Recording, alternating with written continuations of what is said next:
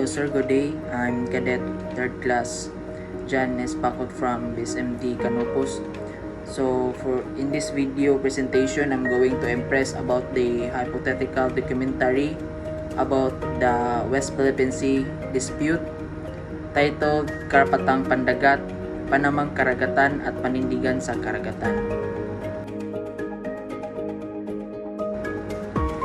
So my first initial impressions on my first thought after watching the documentary centered on the gravity of the West Philippine Sea issue is particularly how it affects not only territorial integrity but also national pride and identity.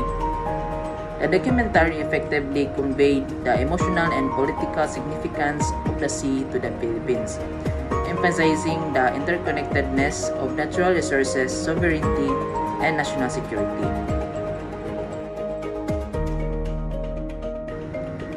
And so for the significant roles of this video documentary, the most significant points in the documentary were the legal and historical basis of the Philippines, claims over the West Philippine Sea, the strategic importance of the region, and the consequences of foreign intervention, particularly China's militarization of the area.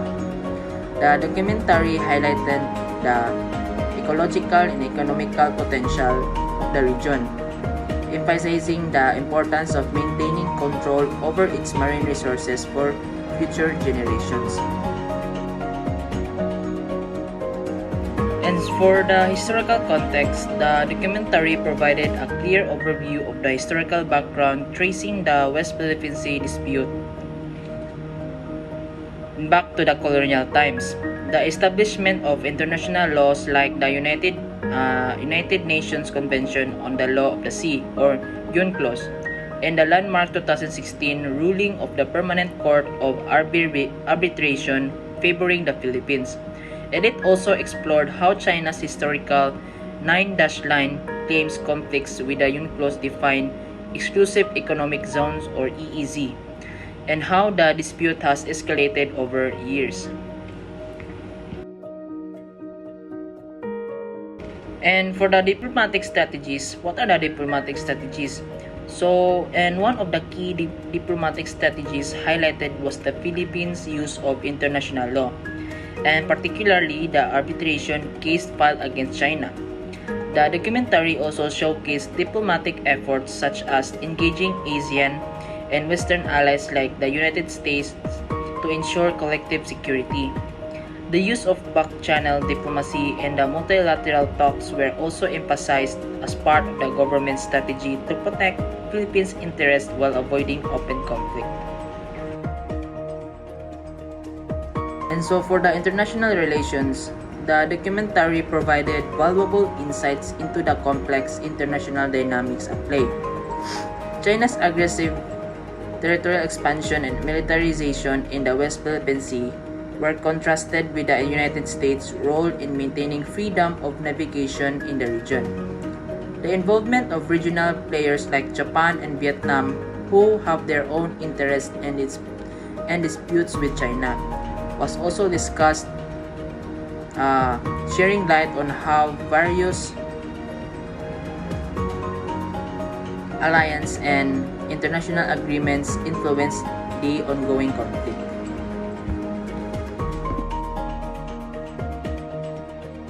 Now let's tackle about the national security and sovereignty.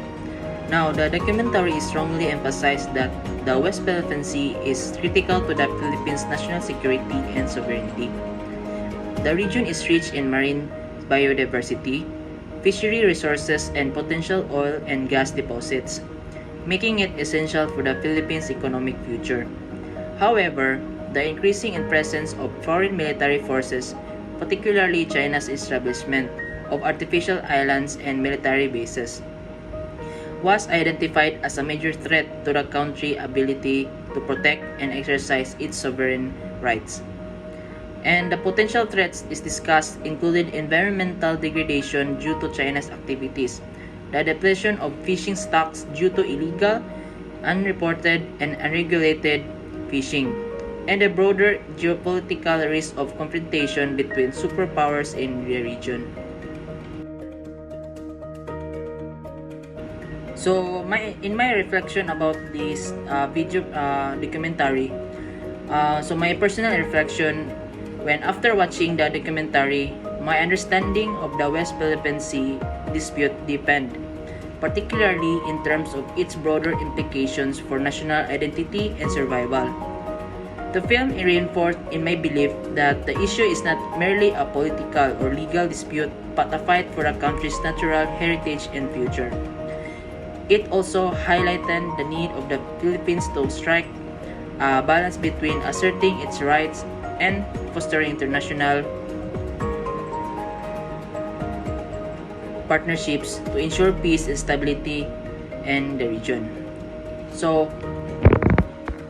this comprehensive approach to the documentary encapsulates the historical and legal, diplomatic, and personal dimensions of the West Philippine Sea dispute, enriching one's understanding of this critical issue.